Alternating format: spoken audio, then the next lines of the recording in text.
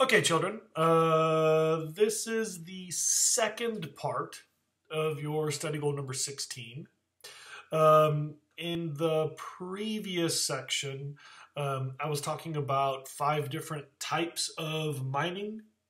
I think I also made a distinction between surface mining in general and subsurface mining in general. When you work underground, it's kind of like a small impact, but when you work from the surface down, it's a much bigger impact.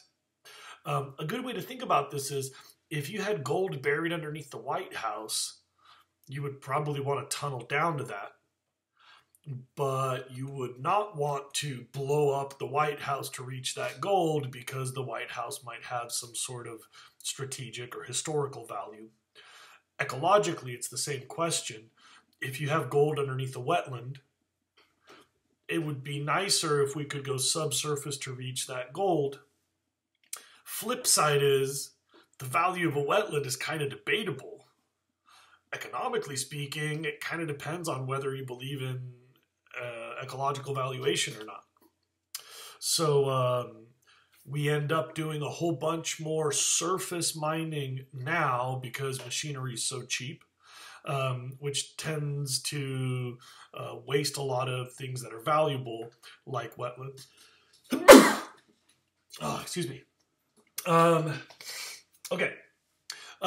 So now the thing I wanted to talk about is 3 different methods for processing material. When you dig up copper, for example, the copper does not show up as clean bricks of copper. The copper shows up as green and blue stains on rock. That rock is called ore, not like a rowboat, but ore like O-R-E. I have copper ore in my classroom. So if we were in class, I'd be passing around some rocks and I would say the blue stuff is the copper. Unfortunately, we're doing this over Zoom, so over technology. So there's 3 ways to remove that copper from the rock. They're smelting, heap leach extraction, and mercury amalgamation. I'll describe all 3 of those in order. Smelting is spelled like S-melting, smelting, is basically to just heat up the rocks until the metal melts out of the rock. So the rock has a higher melting point than copper. So you basically just bring a whole bunch of rocks with copper in them. You bring a whole bunch of rocks over a metal pan or whatever, and then you heat that up. Usually this uses coal as the heat source. You can also use natural gas if it's a modern, cleaner smelter, but historically and globally, most smelting is done using coal. And so you can imagine the pollution of smelting is the sulfur oxides that result from burning all the coal. You need to burn the coal for the heat source so that the metal will melt out of the rocks. Once you have all the melted metal, you can capture that, you can shape that, and that's how you get a brick of gold or a brick of copper. You melt it out of the rocks over a heat source. That's called smelting. The global impact is the air pollution from burning all of that coal to make the heat. Option number 2 is heap leach mining. And so you make a big pile, a heap, H-E-A-P, and then you pour acids over that ore so that the metal and the rock will separate because you've dissolved the rock, and so the metal will just kind of fall out of the rocks, and so you've leached, L-E-A-C-H, the metal out of your ore. That's called heap leach extraction or heap leach mining. The big environmental impact of that is you're using industrial volumes of really corrosive material. These are usually very strong acids. I can do this in a science lab perfectly clean. We can set up a couple of little petri dishes. We can take little glass jars of very strong acid. We can pour it over the rocks. The metal in the rock will separate. The metal falls out. Now you have some rocks that are soaked in acid. You can wait for that. You can rinse it off with some water. You can neutralize your acids. In a chemistry lab, I can do this A+ cleanliness, clean enough to eat off the rocks. But at the landscape levels, if you're talking a heap that's like 12 stories high, and then you're going to use these giant industrial shower heads to wash that with, like 18 swimming pools worth of acid, containment gets very difficult. And so the big impact of heap leach extraction is problems with containment. It is very, very difficult to keep all of those acids where you want them, and the rocks, when you're done, clean enough to put them in the ground. Heap leach extraction is globally very common. Usually it's reserved for metals that are more valuable because the acids themselves are expensive. And, in large scale, it's messy. Finally, the third type of processing of ore is mercury amalgamation. And that's a tough word, so I'm going to write that down as soon as I find a marker. Sorry, I wasn't ready for this. It's called mercury amalgamation. Get ready to pause. Mercury amalgamation. I know this is crappy. Sorry, it's tough to lecture to a video. Mercury amalgamation is really nasty. Used to be really common. It's against the law almost everywhere on the planet.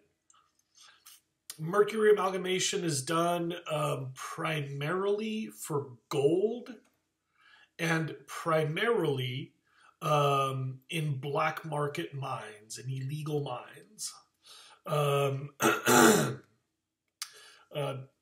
Gold tends to stick to the rocks. So when you find a chunk of gold ore, you want to separate the gold from the rock. Gold ore is kind of difficult to process.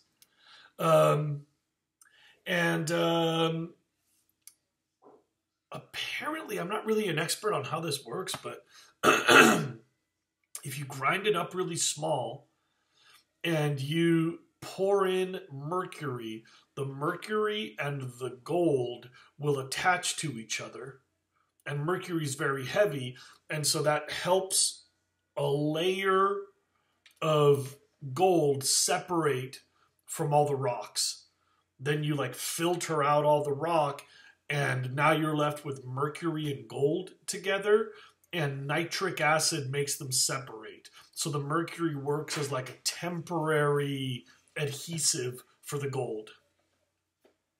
You don't have to be an expert on how this works.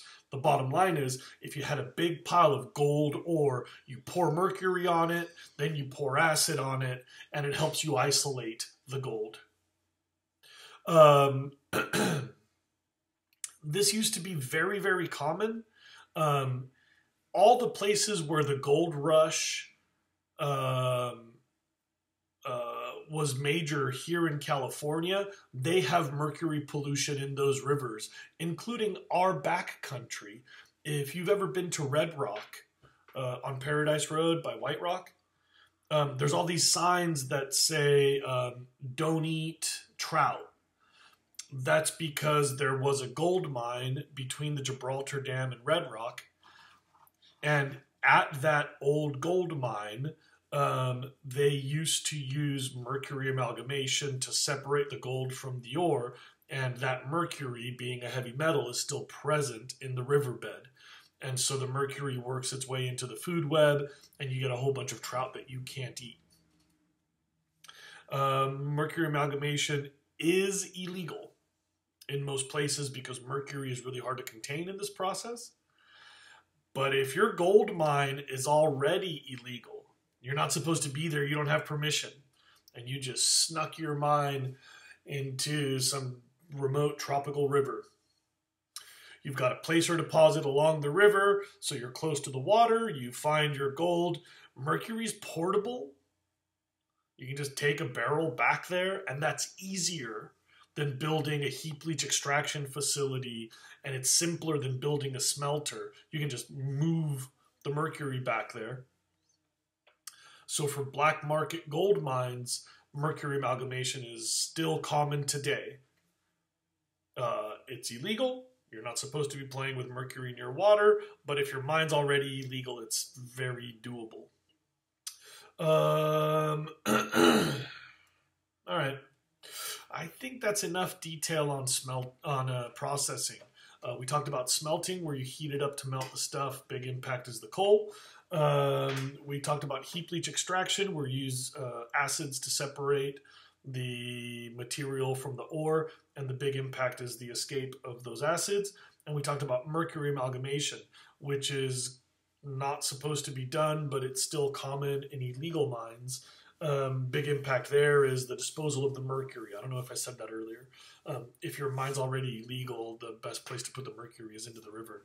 Oh, crazy fact. The highest levels of mercury found in any body of water on Earth, in any fish on Earth, are not the tuna that we don't eat, that we're not supposed to eat too much of, not the ocean predators, not the stuff at the top of the food web like dolphins. The highest levels of mercury found in any animals on Earth are freshwater fish near Manaus, Brazil, which is kind of where these two big rivers meet in the Amazon. And so illegal mines in the foothills of the Andes are very, very common. They supply roughly half the world's total gold supply, illegal mines. And in those illegal mines, all the gold is separated using mercury. That mercury gets dumped into the Amazon. So the highest levels of mercury found in any fish are freshwater fish in the middle of the Amazon basin. Kind of amazing. Okay, that was a lot of stuff on number 16, but I had to do it. I'll see you all in future videos. Bye.